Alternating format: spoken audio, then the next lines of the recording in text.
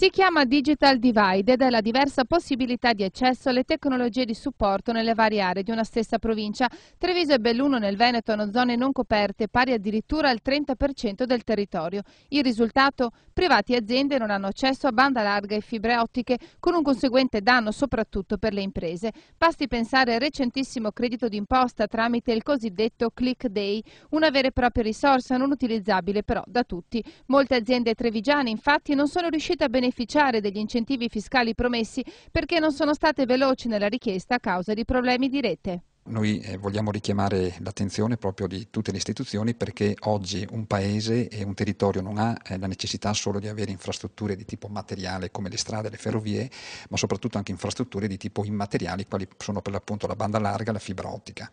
Da qui la necessità di creare opportunità e innovazione che vanno di pari passo con la crescita economica e risultano essere un trampolino di lancio per uscire dalla crisi. Insomma, la richiesta di un'industria Treviso e Confindustria Veneto è di una vera e propria rivoluzione tecnologica a 360 gradi, a partire dalla pubblica amministrazione. La carenza infrastrutturale tecnologica per quanto riguarda le telecomunicazioni è un problema che tocca le imprese certamente, ma tocca tutti noi anche come utenti nei confronti di una pubblica amministrazione che deve migliorare la propria capacità di erogare servizi anche tramite la tecnologia.